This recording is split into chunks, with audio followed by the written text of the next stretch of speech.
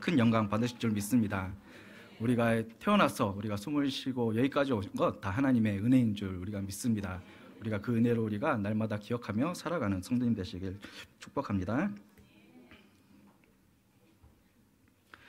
네, 추수감사주일 오후 예배에 나오시고 또 영상으로 함께 하시는 모든 성도님들 주님의 이름으로 축복합니다.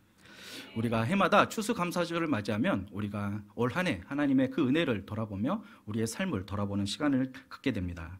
우리가 돌아보면 정말로 하나님이 주신 그 은혜에 너무나도 감격해서 그렇게 하나님 앞에 감사를 드릴 때도 있고 또 힘들고 어려웠던 그러한 시간들도 우리에게 있습니다. 하지만 그 모든 시간, 그 모든 순간들 하나님께서 우리를 여기까지 인도해 주신 줄 믿습니다.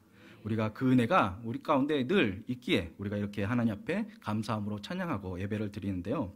그런데 문제는 우리는 은혜를 받았지만 우리는 그 감사를 금방 잊어버리기 쉽습니다. 마음 한켠에는 늘 그 감사한 마음이 있는데 우리는 표현하지 못하고 우리는 또한 그 사랑을 표현하지 못할 때가 있습니다. 오늘 우리 하루 또 이렇게 받은 은혜를 감사하며 이 감사함 속에서 자연스럽게 그 감사하는 삶으로 흘러나가는 저와 우리 성도님 되시길 축복합니다.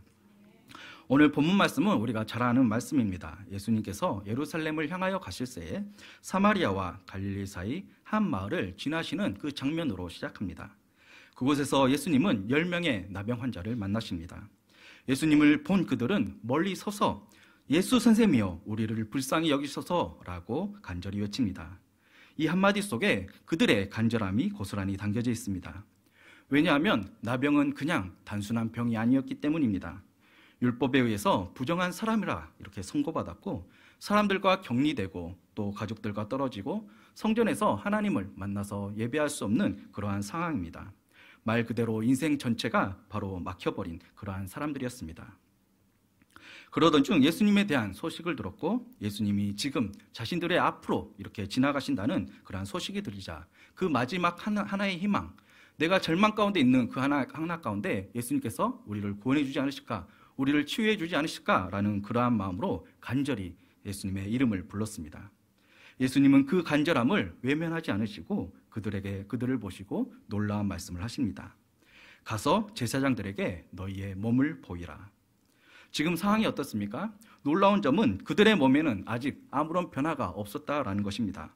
여전히 그의 몸에는 상처가 있고 짓눌리고 그렇게 뭉개진 그러한 몸들이 있었고 현실은 그대로였습니다.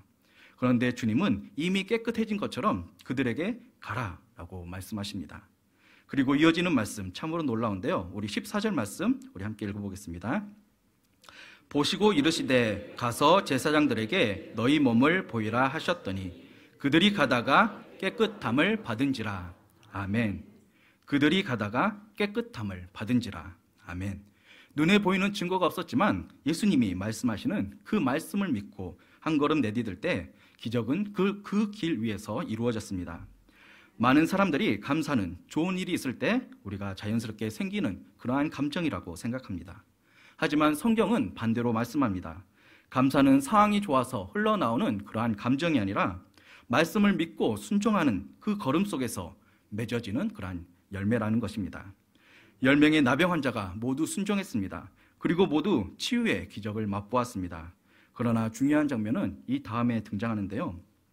그 10명 중 예수님을 믿음으로 나아갔고 그 말씀 가운데 순종하며 나아갔지만 오직 한 명 예수님께 돌아와 감사를 표합니다. 15절 16절 말씀 우리 같이 한번 읽어보겠습니다. 그 중에 한 사람이 자기가 나은 것을 보고 큰 소리로 하나님께 영광을 돌리며 돌아와 예수의 발 아래 엎드려 감사하니 그는 사마리아 사람이라. 아멘. 그는 큰 소리로 하나님께 영광을 돌리며 예수의 발 앞에 무릎을 꿇고 엎드려서 감사를 드렸습니다.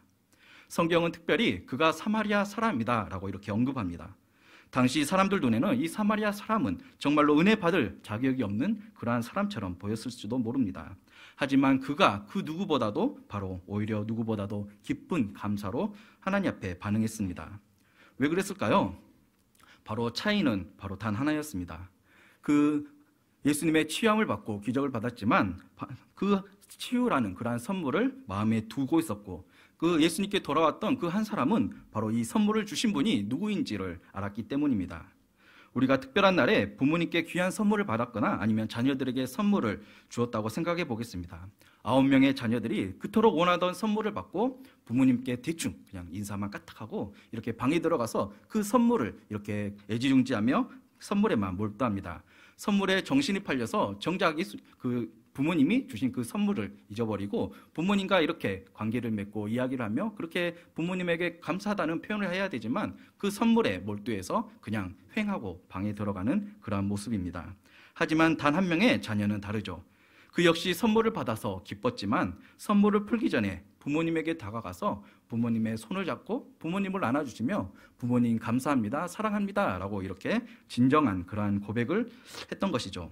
이 9명의 나병 환자들은 그토록 원해했던, 그래서 그러한 치유라는 선물을 받자 그 선물을 가지고 어땠습니까? 자신이 원래 가려던 것, 더러는 제사장들에게, 더러는 가족에게, 더러는 자신들이 속한 그러한 공동체, 사회에 그렇게 달려갔습니다.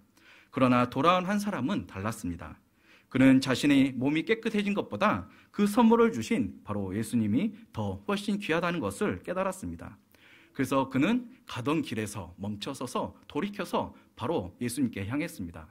믿음이라는 것, 신앙생활이라는 것이 바로 이건데요. 우리가 길을 가다가 우리가 잘못된 방향으로 나아갔을 때 그것을 돌이켜 회개하고 주님 앞에 나가는 것이 우리가 참된 그러한 신앙의 길인데요. 그래서 그렇게 자신의 몸이 깨끗해진 것보다 주님 앞에 돌아오는 그러한 모습들, 그 차이는 바로 이 선물에 그러한 중점을 두는 것이 아니라 그 관계에 중점을 두었던 것이죠. 이 선물로 인해서 내 마음이 뺏겨서 그것을 바라보는 것이 아니라 그 하나님과의 관계를 온전하기 위해서 나의 삶을 돌아보고 정말로 내가 필요하고 내가 원했던 분이 누구신지를 깨달았을 때 우리의 삶을 돌이켜서 하나님 앞에 돌아가게 된다는 것인데요. 그래서 예수님도 이런 질문을 하십니다. 10사람이 다 깨끗함을 받지 아니하였느냐? 그 9은 어디 있느냐? 이 이방인 외에는 하나님께 영광을 돌리러 돌아올 자가 없느냐라고 묻습니다. 돌아오지 않는 9명은 9명을 향한 그 예수님의 그러한 아쉬움과 그러한 안타까운 마음이 이 질문 속에 담겨져 있는데요. 그들도 여전히 믿음으로 나아갔습니다. 예수님이 말씀하실 때 순종으로 나아갔습니다. 그러나 어땠습니까? 예수님은 그 은혜를 받았지만 그 은혜를 주신 분이 누군지를 기억하지 못하고 그러한 선물에 정신이 팔려서 자신들이 갈 길을 갔다라는 것인데요. 사랑하는 성도 여러분, 감사는 기억에서 시작됩니다. 은혜를 받은 사람이 감사를 하는 것이 아니라 바로 받은 은혜를 잊지 않는 사람, 그것을 기억한 사람이 바로 감사를 한다는 것입니다. 우리가 은혜를 잊어버리면 감사가 사라지게 됩니다. 또한 우리 가운데 감사가 사라지면 하나님께 나아가는 그러한 길도 흐려지게 됩니다. 하지만 우리가 은혜를 기억한다면, 하나님이 내게 주신 그 은혜가 무엇인지를 우리가 기억한다면 우리의 마음과 우리의 그러한 시선이 하나님께 향하게 됩니다.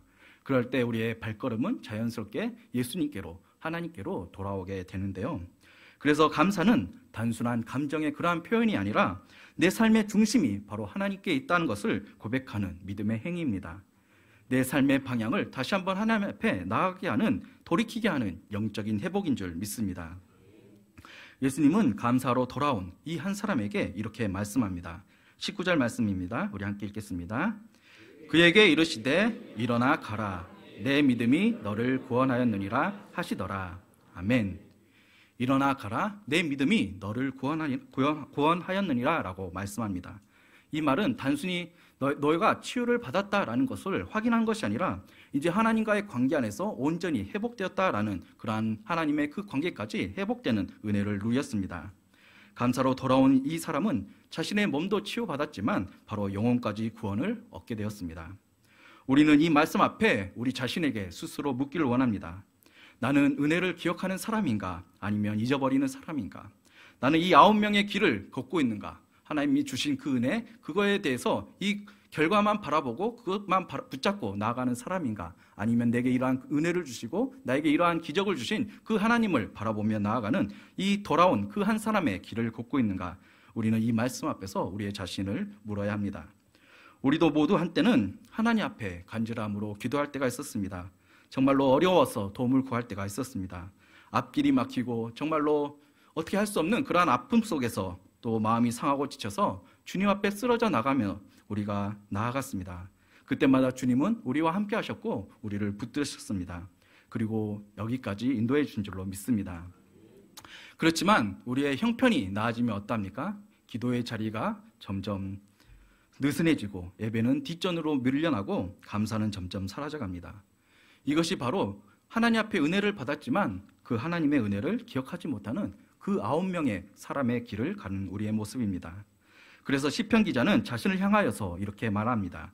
시편 103편 2절 말씀입니다. 우리 함께 읽어보겠습니다.